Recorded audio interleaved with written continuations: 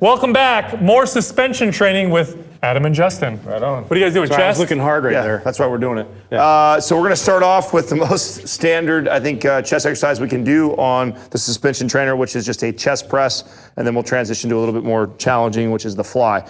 So if this is anchored to a wall or a squat rack, the further away from the wall or squat rack I get, the easier this movement is going to be. The closer my feet are to the squat rack or the wall, the harder it's going to be. So I'm going to start off in a plank position, or the Superman position they call it. My arms are out straight, my abs are tight, my back is nice and rigid, and then I'm going to drop down to where my elbows are bent at about a 90-degree bend, and then come up and together, squeeze my chest together, drop down.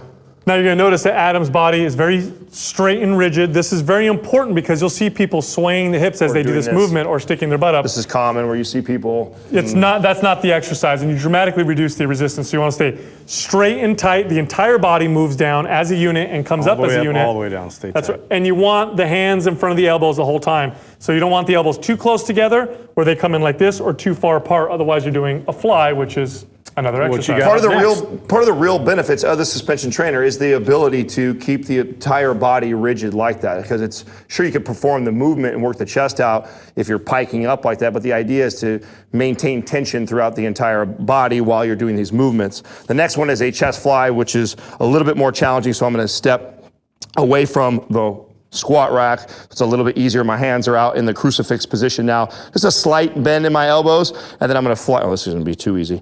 Then I'm going to fly together, open all the way up. This is going to provide an awesome stretch all the way down through the bottom, get some good depth. So the difference between this and the press is all in the elbows. You'll notice that Adam's arms are straighter at the bottom of the movement, so he's lengthened the lever, creating different tension across the chest. So rather than bending the elbow like you did with the press, he's bringing it out and bringing it in.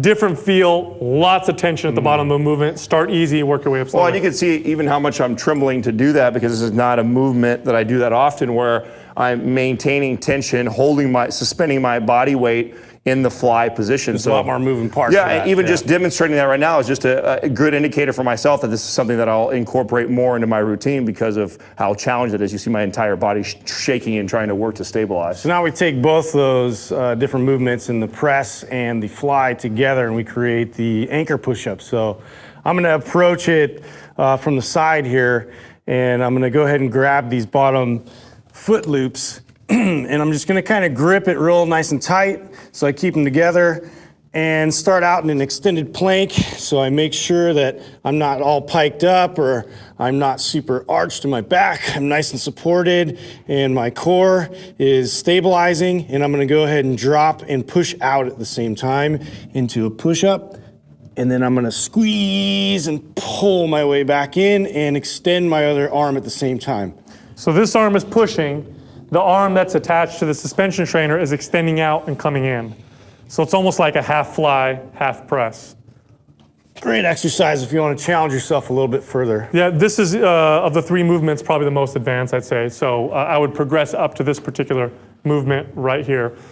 Subscribe to this channel. We post a new video every single day. Also, if you go to mindpumpmedia.com, you can check out our 30 days of coaching. It's free.